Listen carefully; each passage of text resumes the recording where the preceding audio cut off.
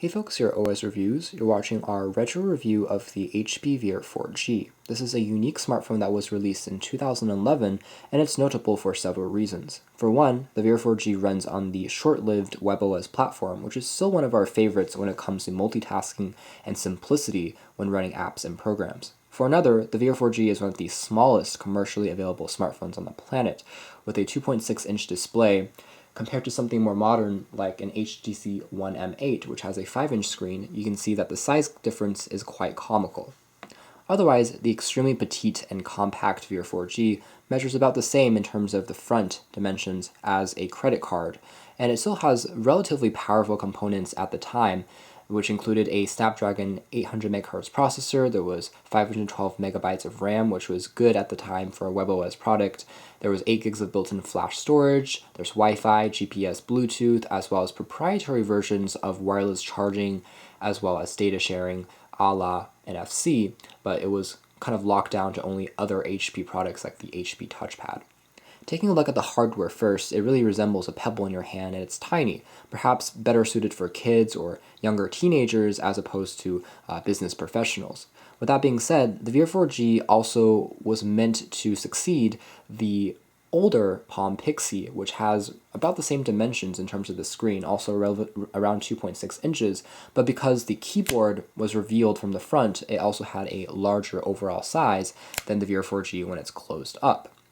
Otherwise, the capacitive screen has a 480 by 320 resolution, which is decent for the size, and there's also a gesture area down below here, which allows you to create different shortcuts and launch different programs, go back to the home screen. We'll discuss that later on in this review. There's also a earpiece on the top. There are 2 microphones for noise canceling, and there's also a rubber finish across the entire body, which makes the phone quite easy to grip in your hands.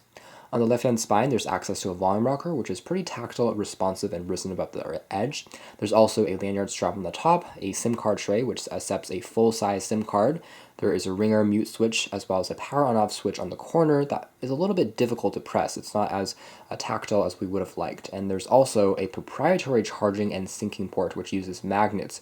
On the one hand, it's quite easy to charge this thing. It only takes about 2 hours to completely charge, and the phone lasted us about 2 days before we need to recharge it again. But on the other hand, the proprietary slot makes it difficult to use any other cable, so it becomes a bit of a hassle. Also, because the phone is so small, you have to use this adapter to use the 3.5mm jack when listening to music if you don't want to use stereo Bluetooth, which was another con at the time. The back features a 5.0 megapixel camera. There is no LED flash, but there is a vanity mirror when you slide the entire hinge upwards. You can see it's quite shiny and reflective. There's also a loudspeaker, which is a mono speaker. The back plate is actually not replaceable because the actual battery compartment is self-contained and cannot be replaced. So turning things on, we have access to a very traditional WebOS experience. The same thing you'll find on anything from the HP touchpad to the pre-series to the original Pixie. There are a few changes here and there as the platform developed, but all in all, the main experience remained about the same. It's quite fluid as well as responsive. So as we can see here, we have a main screen dedicated to a number of different cards or your currently open applications. For instance, we have the camera app open right now, and if we wanted to quickly take a shot, capture an image, which we can then look at in the albums over here. When I'm done with that, I can simply swipe up from the screen to close out of that application.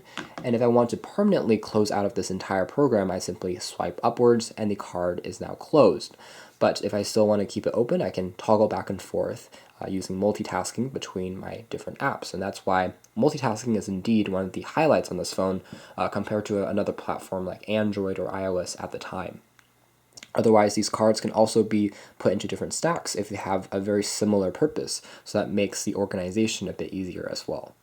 On the very top right-hand corner, you have access to a status bar, which shows you your wireless options, your battery life. You can turn Wi-Fi on and off, Bluetooth, VPN, or also the airplane mode, some basic settings and info about your wireless cellular connectivity, as well as the time and date info on the very top there. The Just Type bar can be accessed when you tap on it, or you can just directly start typing from the keyboard, and that automatically brings up a universal search client. So I can type something in and search it through Google, Google Maps, Wikipedia, Twitter, or the Palm app catalog, or even through your emails, which is a nice handy feature at the time. Down below here we have your universal applications or your shortcut applications, and they take you into the dialer pad, into the contacts, the mail, calendar, as well as into the full drawer of applications. It's kind of interesting. You can also pull this drawer almost upward, so if you're in a current application, you can kind of still access these features very quickly and not take up any screen real estate, which is nice. Otherwise, taking a look at the main applications, you have a few pre-installed apps, or bloatware as we call it, by AT&T, and that includes AT&T Navigator for turn-by-turn directions if you didn't want to use Google Maps. There's also Yellow Pages Mobile pre-installed, also a PDF viewer on here, and a Quick Office, which is the trial version. Amazon MP3 player is also on here. But otherwise, you have standard apps for YouTube, also for time and date, for basic utilities and settings that were developed by Palm and HP. So overall, a pretty clean install, and as with most WebOS based products, the entire interface is quite visually appealing, as you can see here. It really shows off the screen's ability to show off vibrant colors. The viewing angles are, again, pretty nice. And we also like the fact how the entire UI has these rounded corners on all the edges, and that just makes the entire thing just feel a bit more polished, feel a bit more nicely put together when you're using it and looking at it. So next, we're going to discuss some of the features. First off, with the call quality on this phone, it's surprisingly good. For a very tiny phone, even though you'll be getting some kind of awkward looks when you're using this and placing it next to your ears, especially in this day and age with the giant phablets constantly being used by people on the streets, something like this actually has very good call quality. We tested on AT&T's network, at least here in Seattle. Reception was strong, and we found that the microphone also was pretty good in terms of picking up our voices. Even in noisier environments, it seemed to produce some pretty crisp sounding tones. On the other side of the spectrum, the loudspeaker, or the speaker on the back, is actually quite muffled and it's a little bit sharp. It's not very loud either, just because of the placement, and it's a little bit easy to cover up accidentally. So definitely not one of the highlights here, but you could always use stereo Bluetooth. Otherwise, the camera on here at 5 megapixels is also decent, but it's not one of our favorites. Images could be more crisp, but again, for such a small phone, they had to do probably an incredible amount of engineering just to make things work. It takes a few seconds for the photo to almost kind of snap into place, or into the sharpness level that you want, but afterwards you can note that the colors are pretty accurate, but then again, some of the edges seem to be a little bit blurry if you zoom in all the way. But overall, not a bad camera. Again, especially for the size, it's definitely going to do for some emergency shots. And again, the colors themselves seem to be pretty vibrant and well balanced, which is nice. The camera interface, though, is very simple. You don't have too many settings. You can play around with recording video at VGA resolution only, which is a bit unfortunate. But overall, a pretty limited camera program built in. But you could always, at the time, install, I guess, more apps through the app catalog. Speaking of, now in 2016, this phone unfortunately no longer has any app support. And that's because HP has pulled the plug on the entire ecosystem. So unfortunately, you can't download any more apps.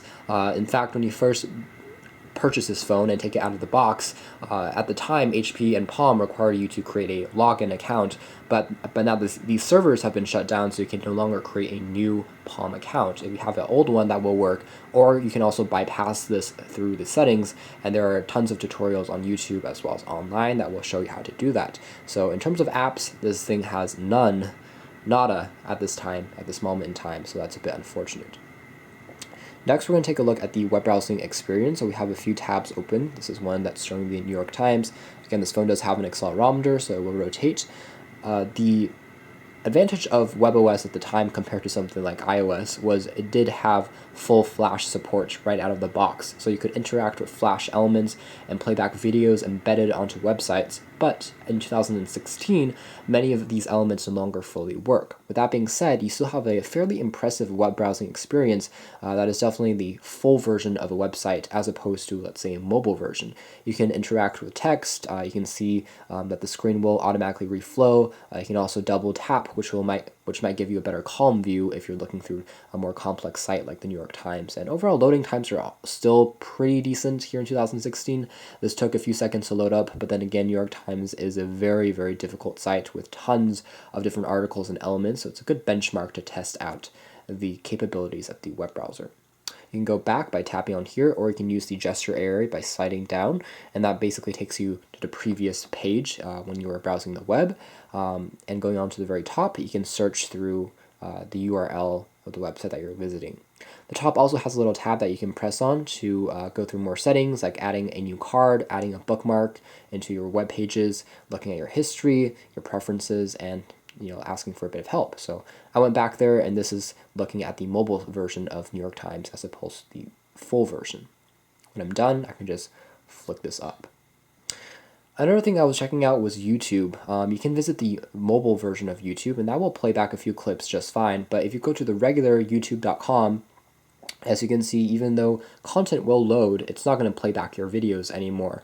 The same thing goes with the YouTube client on the HP Veer. It's no longer supported, so you're going to struggle if you want to play back a lot of YouTube videos on this thing.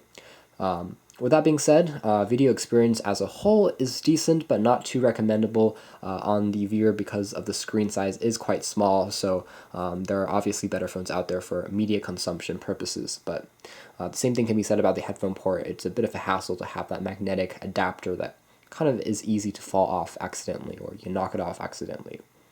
And that's essentially it as far as the main functions and programs are concerned. Everything else is pretty stock as far as WebOS, so we've checked out previous WebOS products. You'll be right at home here. PDF Viewer works pretty nicely, but again, for document viewing, you have to do a lot of zooming and panning, even though the screen is very responsive and lucid. There's also Google Maps for navigation, there's help, there is a location services, text assist. Exhibition mode allows you to play back some of your photos as well as the time and date when the phone is inactive for a few moments, so you get to see a nice pleasant slideshow when you're not using the phone. And that's the main elements or the core elements of the Veer 4G. So overall, surprisingly, it's a very smooth and lucid experience in such a small phone. I expected the specs, on such a small device to be not as great as, let's say, something like a regular Pre, but actually the Veer 4G is a capable phone. It's only hindered by the small screen size as well as the limited ports because of, again, the size of the thing that they had to pack in from the engineering standpoint. But all in all, the Veer 4G was a very memorable device for, again, multiple reasons. Here in 2016, we wouldn't exactly recommend it just because the app catalog has been fully closed down by HP, and the same thing goes with the registration platform. However, it still is a decent phone, I guess, for making phone calls. If you can find one for extremely cheap, it's not a bad maybe backup phone or a phone for your kids. Web browsing still works and call quality is still excellent. And we're also fans of the platform as well as the pebble-like curved glass you can see, which makes creating the gestures and movements a lot more sleek and user-friendly, and it feels a bit better as well. Anyways, guys, this has been a quick retro review and look back at the HP Veer 4G. Thanks for watching here at OS Reviews.